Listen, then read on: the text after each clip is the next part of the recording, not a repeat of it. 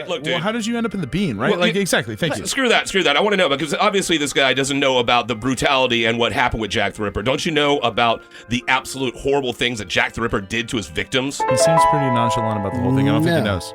He ripped them? You'd think.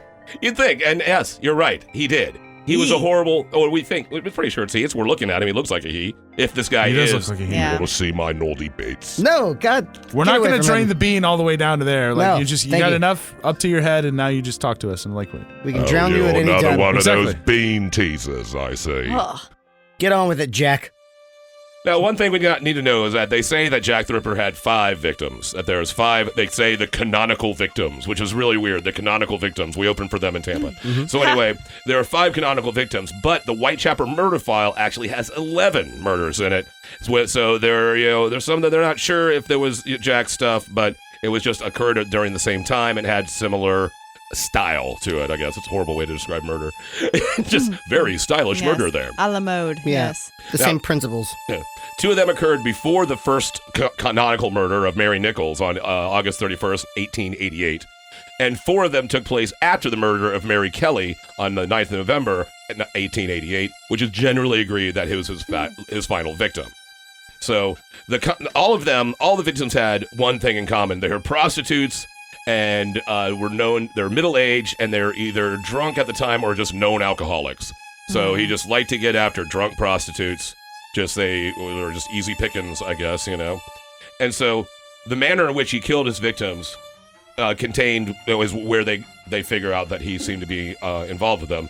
All but one of the women was killed by strangulation first. You always think about the the ripping, but it's the strangulation that usually kills them. Now, once laid on the ground, the Ripper would cut the victims' throats, beginning with the side facing away from him. And this effectively drained the blood from the victim before he began the final evisceration of the body. So they knew that much about forensics back then. This dude to know did. that it was, like police detectives, right? Oh, okay. Like to know that the blood was flowing out when it was. Yeah, they got surprisingly sophisticated when it came to, because a lot of people were getting stabbed and killed, so they just had to start figuring this stuff out. So necessity is the mother of invention. Yeah. So then he would, of course, do the ritual evisceration. Much of the organ removal was done cleanly. And so that's one of the reasons why they think he was a surgeon or had some sort of experience in the medical field, because he did his work fairly cleanly. Now, the 5 main canonical victims everybody knows. We've all got the trading cards. Mary Ann Nichols, Ann Chapman, Elizabeth Stride, Catherine Eddowes, I believe Eddowes, Eddowes, and Mary Jane Kelly. Let's talk about the first one.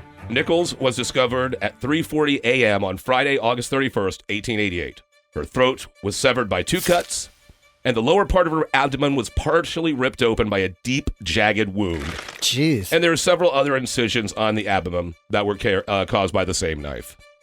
Chapman's body was discovered about 6 a.m. on Saturday, the 8th of September, 1888. Chapman's body was found with her feet pushed up towards her body, with her knees up in the air and spread apart.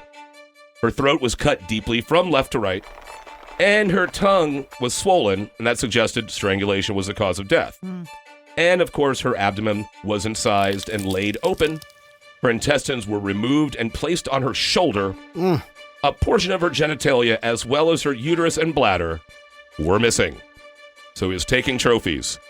What he did with that, who knows? Who wants to know? Could be anyone's guess. There's just something, it's nothing good. Nothing good happened. Now, Stride and Eddowes were killed in the early morning of Saturday, 30th September, 1888.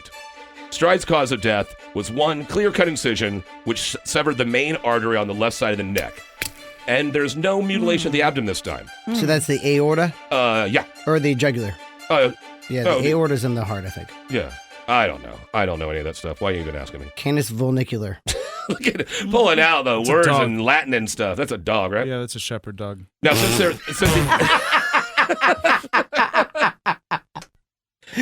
since there's no mutilation to the abdomen, they suggested that maybe that wasn't one of his victims, or maybe he was interrupted during the murder and fled, and so he wasn't able to complete his ritual. And that's why there's another body that happened a few hours later. And this time, this is Eddowes' body. She was found 3/4 of an hour after Stride's. Like the other victim. Damn, he couldn't finish. He's like, gotta get it Gotta out. get it out. Oh, can you imagine? Nothing's worse than getting murder blue balls. Just quite nothing. there. Murder balls? Nothing Murder is balls. worse than that.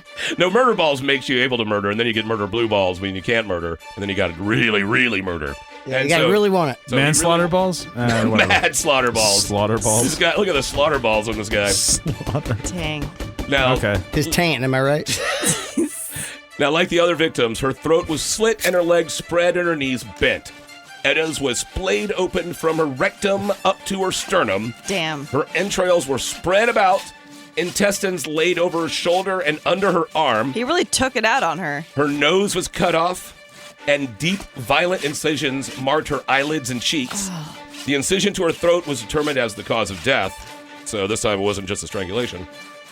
Most of her womb and her kidneys had been removed and were missing. The way it was cut out suggested that this was like a coroner or someone that just had some experience with the human body. Yeah, medical knowledge. Coroner. Just a lot I of thought you it, said corner, like somebody who deals with corn, and I was like, what's a corner? with the band Corn. Very A corner. husky. These farmers are always taking our uteri. Now, the final victim, Kelly, her mutilated and disemboweled body was discovered laying on the bed of her single room where she lived on 13 Miller's Court off of Dorset Street. And about 10:45 in the morning on Friday the 9th, November 1888. She was the most mutilated of all his victims. So this is all I was building up to this. Her face was pretty much gone. Had been slashed and stabbed repeatedly, and some features were entirely removed. Her throat was slashed so deeply and violently that even her vertebrae showed knife marks. Both of her breasts, as well as her organs and entrails, were placed in piles beneath her head and alongside her body. Slabs of flesh taken from her stomach and thighs were placed on the nightstand beside her bed. Part of her heart was missing, and there is evidence that an axe was used at the crime, along with the long, sharp knife the Ripper was known for using. So, and I could go on with the other murders and describe some more disgusting stuff too, but I think we have completely said that this guy is a horrible person, a horrible, evil person. If this is the guy that we're talking to right now, if this guy is Jack the Ripper, we need to hit the kill button. I think the kill button should be hit right about now. Well, I mean, Kinda like it, don't actually. want to hit the kill Were button. there rules to this thing? Can you just...